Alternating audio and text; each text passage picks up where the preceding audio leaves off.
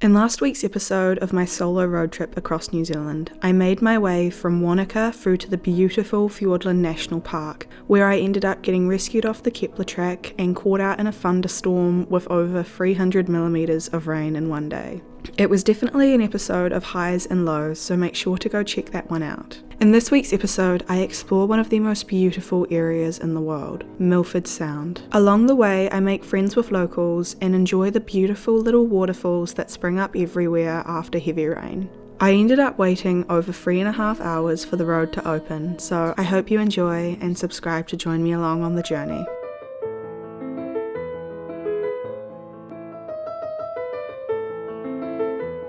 The day started off bright and sunny. That's what I would say if I lived in Australia. However, we're in New Zealand, so the day started off gloomy, dark and grey, with the road to Milford Sound closed.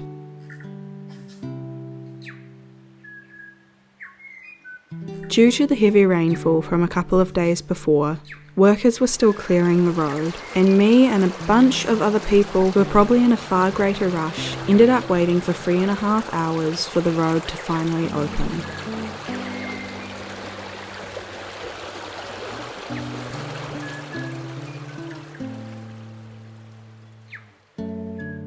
When the road finally opened, we were treated to one of the most magnificent drives in the world. I think that Fiordland National Park is the most stunning after a lot of rainfall. Everything is so green and lush, and waterfalls spring up from nowhere, cascading down the steep rocky slopes.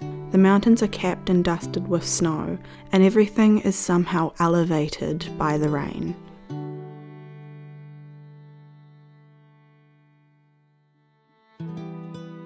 Okay, so I've been through the Homer Tunnel many times before, but this is actually freaking me out a bit because the ground's, the road's really wet.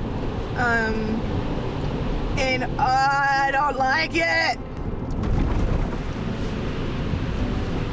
Okay, 3, 2, 1, and we emerge into the beauty of Milford Sound. Driving through the Homer Tunnel is both fun and mildly terrifying. It's kind of crazy to think that the tunnel and the road were actually built during the Depression, and it started off with just 5 men using picks and wheelbarrows. In addition to this, they were living in tents, and there's no direct sunlight there for half the year, and quite a few of them were also killed by avalanches over the coming decades, as it took around 18 years to mine through all that rock. I think it's really easy to take for granted access to all these incredible places, but we often forget about how difficult it was to initially create them, particularly for early settlers in New Zealand. The weather conditions here are so interchangeable, and so much of the country was unexplored. A lot of the time, people would go to places not knowing what they were getting themselves into.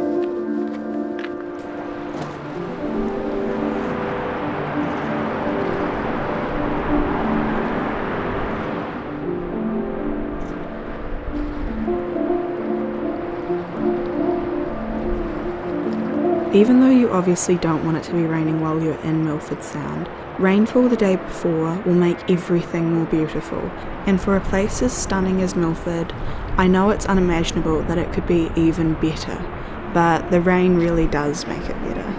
It's almost like it's a reminder of what New Zealand once was: lush, green, completely untouched by humans.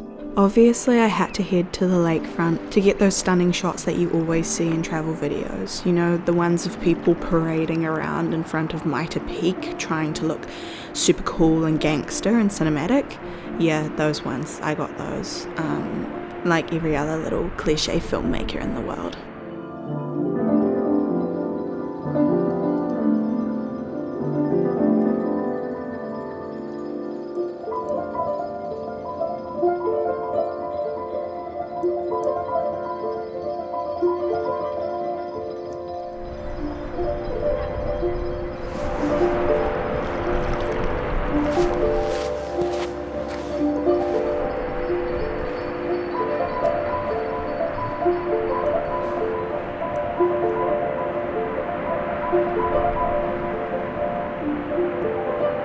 I found this amazing fallen tree upon which moss had grown. I figured it would make for some pretty cool shots, as it almost looked like the foreground in front of a green screen. Even though it's very out of the way, Milford Sound is a must visit for anyone coming to New Zealand. I'm pretty sure it's not too hard to see why. I think the biggest mistake people make when visiting Milford Sound though is not stopping at all the beautiful locations and places along the way. There are so many little experiences, tracks and valleys, some of which are absolutely magnificent and others which are just somewhat disappointing. I'm gonna be honest, I think the drive out to Fiordland is nicer than Milford Sound itself. Maybe I've just acclimatized to how pretty Milford is or something, but I think the drive here is nicer than this. I say this like it's absolutely nothing. It's still beautiful, but it's not that. Okay, no, it is quite nice actually. Yep, it is quite nice. Scratch my opinions. I don't know.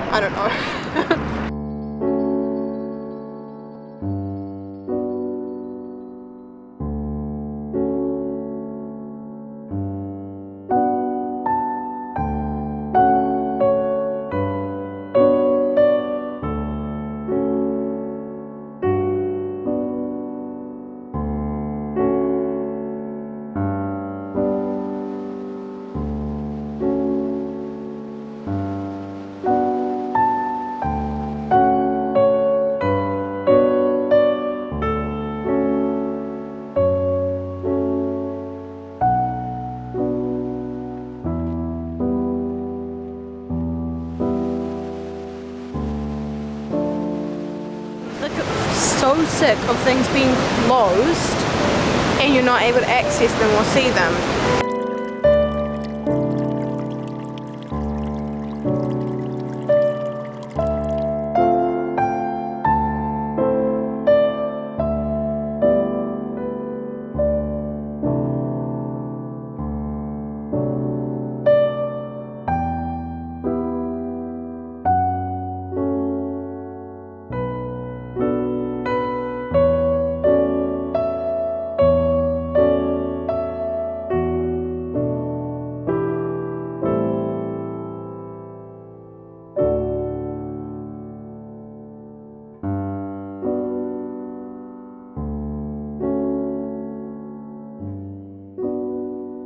If you really want any more evidence that Kias have the intelligence of a 3 to 4 year old, you should meet this little guy. Every time I slowly move the camera towards him to get a close-up shot, he just walked away.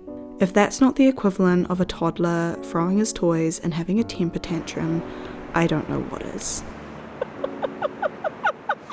Every time I get close, you just walk further away. I love these guys, and I low-key also think they're pests because they destroy everything. Someone had fun with my surfboard bag, didn't you? Huh? No. But they're pretty cute and you can't kind of help loving them and their stupid little sense of humour that they have.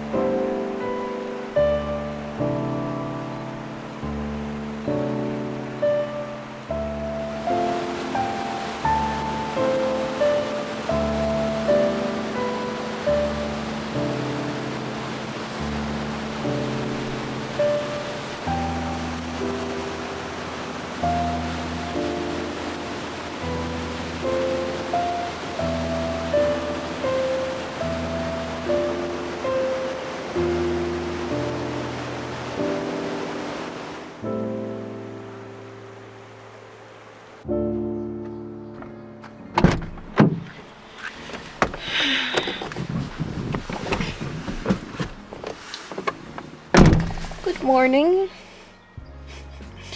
I'm feeling like shit today and the weather is fluctuating. So what I'm gonna do is, the weather forecast says it's supposed to clear up and be good, but obviously from previous experience we've observed that Met Service and any weather forecasting website knows nothing, particularly if it's in Fiordland where the weather seems to just do what it wants when it wants, regardless of any weather forecasting. It's completely unpredictable.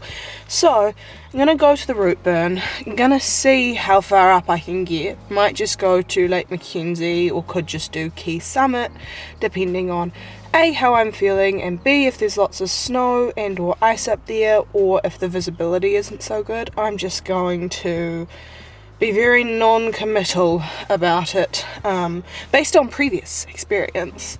And I'll be disappointed if I don't get to do it, but if the conditions aren't good enough to do it and I'm not feeling good and I can't be bothered waiting around here another day, because I've already waited 4 days, I'll just go back to Tiana and then probably have another go at the Gepler, walking in from the other end, possibly.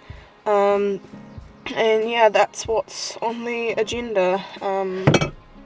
Probably look really puffy and kind of a mess, but that is the way things go when you are tired and sick and haven't had a shower for a while. So that's my TED Talk. Appearance is not the most important thing about a person.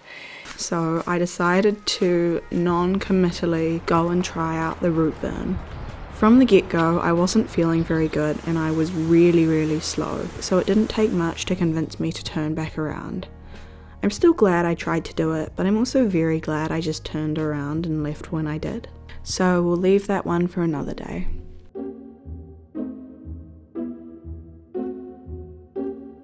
That chair right now, it's just in the water, drowning.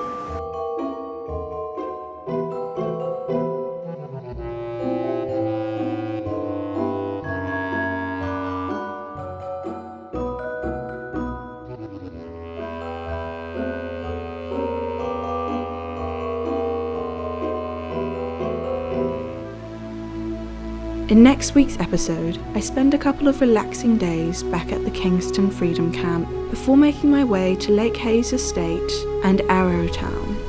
I enjoy relaxing and some of the mellow views, spending some time relaxing and rejuvenating before a couple of big days in Mount Cook National Park. I hope you subscribe and I'll see you again next week. Cheerio.